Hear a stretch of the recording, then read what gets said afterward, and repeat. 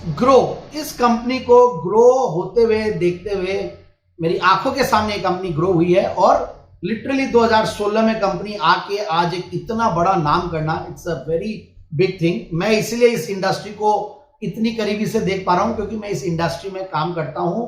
मैं खुद एक ब्रोकर हूं। हम लोगों की कंपनी एक बहुत पुरानी ब्रोकिंग फर्म है, बट वेरी फ्रैंकली हम लोग ट्रेडिशनल अप्रोच के साथ थे। टेक एनेबलमेंट पे बहुत ज्यादा फोकस नहीं किया, थोड़ा बहुत टेक एनेबलमेंट किया, थोड़ा बहुत टेक्नोलॉजी जो भी अवेलेबल टेक्नोलॉजी है यूज किया।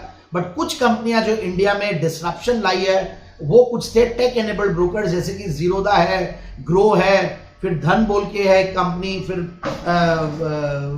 अपस्टॉक्स बोल के एक कंपनी है। बहुत सारी कंपनियां हैं। अगर टॉप 10 कंपनीज देखें तो उनमें से अगर सबसे बड़ा मार्क किसने नंबर्स वाइज किया है तो वो है ग्रो।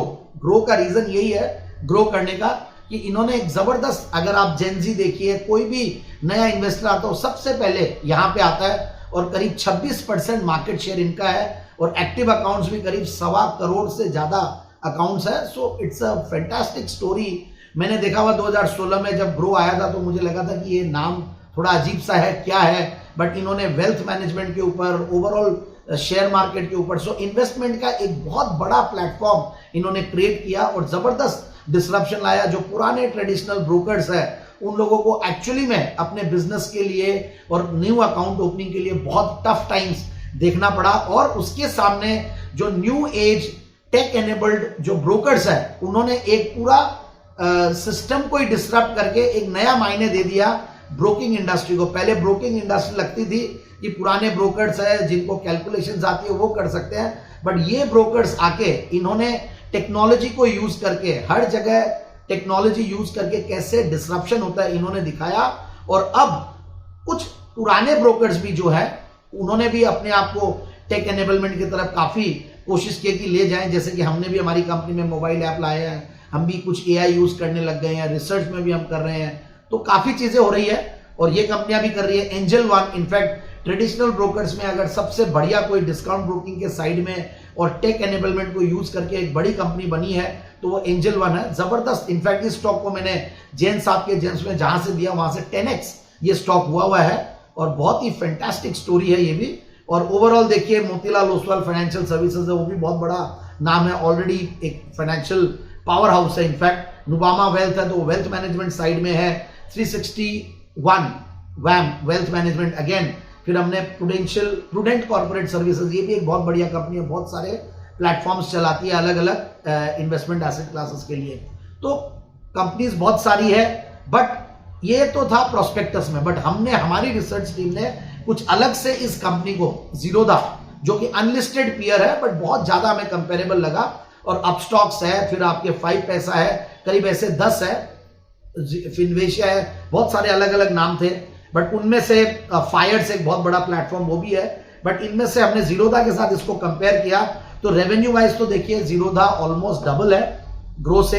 इनका 4000 मतलब 61 करोड़ का अगर टॉप लाइन है तो उनका 8300 करोड़ का टॉप लाइन है। 4700 करोड़ का जीरोदा का पैट है। भले नंबर ऑफ अकाउंट्स अब ग्रो से कम हो मगर इनकी रेवेन्यू पर क्लाइंट बहुत ज्यादा हाई है, क्योंकि जीरोदा के पास हो सकता है एफएनओ में बहुत बड़ा ट्रेड आ रहा हो, वहां पे काफी रेवेन्यूज आती है। फिर हमने देखा कि यहाँ पे प्रॉफिट में ग्रो जो आई है FY24 तक लॉसेस में थी, इस बार प्रॉफिट में आई है। तो पी मल्टीपल वाइज भी 33 के पी मल्टीपल पे ये स्टॉक आ रहा है।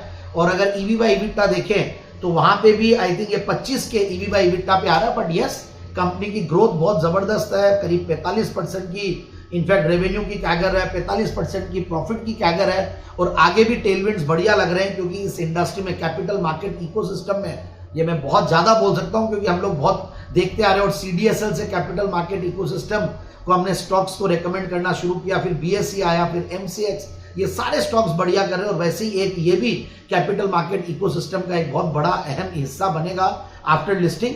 तो लॉन्ग टर्म के लिए और मीडियम टर्म के लिए तो बहुत बढ़िया लगता है। थोड़ा बहुत अभी जरूर से कुछ रेगुलेटरी चेंजेस की वजह से, जो कि रिटेल इन्वेस्टर्स के हित में ही होता है, और हमारे रेगुलेटर्स ने बहुत सारे ऐसे मेजर्स लिए जो शुरू में लगता कि बहुत स्ट्रिक्ट और स्ट्रिंजेंट है, बट बाद में वही इंडस्ट्री को डेवलप करने में बहुत हेल्प किया। और वो हम लोग एज अ ब्रोकर समझ सकते हैं कि कई सारे मेजर्स है। शुरू में लोग काफी रेजिस्टेंट होते कि क्यों आया ये, बट धीरे धीरे वो सब चीजों ने रोबस्ट कर दिया सिस्टम को, और वैसे ही एक रोबस्ट सिस्टम में ऐसे टाइप के जो ब्रोकर्स होते हैं वो लोग बहुत बढ़िया करते हैं। तो मुझे लगता है कि मैं I can keep on talking about it, but overall देखा हमने, बहुत डीप डाइव भी की, तो जो मार्केट लीडरशिप है, जो इनकी मैसिव यूजर ग्रोथ है, और जो स्ट्रॉन्ग ब्रांड रिकॉल है, ग्रो के नाम से ही हर आदमी, आज हम लोग कई जगह सेमिनार करते हैं, कॉन्फ्रेंस करते हैं, और वो लोग गूगल करते हैं कि अकाउंट ओपनिंग अगर करनी है, मैं इन्वेस्टमेंट के लिए या म्यूचुअल फंड के लिए किसी को अगर हम मोटिवेट करके आते हैं ग्राउंड पे जाके, बट वो अगर अकाउंट खोलना होता तो वो हो सकता है हमारी अकाउंट हमारी कंपनी में नहीं खोले,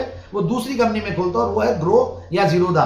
but yes, grow has become a top of the mind recall, एक बहुत ही अच्छा प्रॉफिटेबल बिजनेस मॉडल इन्होंने प्रूव कर दिया, और आगे भी आने वाले दिनों में लगता है कि बढ़िया रहेगा। और डाइवर्सिफाइड रेवेन्यू स्ट्रीम है, एमटीएफ और ये सब बहुत सारी एक्टिविटीज और आ गई है। वेल्थ मैनेजमेंट साइड में भी सारे ब्रोकर्स, बड़े बड़े ब्रोकर्स भी जा रहे हैं। रिस्क तो है ही है, इनफैक्ट रिटेल वॉल्यूम पे बहुत ज्यादा इनफैक्ट डिपेंडेंट है, बाकी सारी बातें सब और भी है, रेगुलेटरी रिस्क रहती है।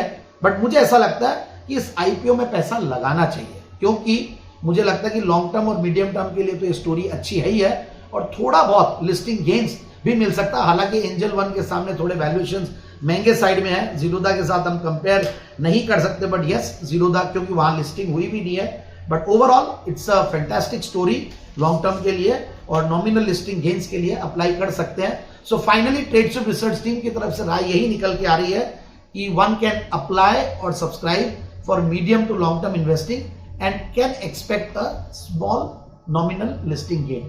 Thank you so much.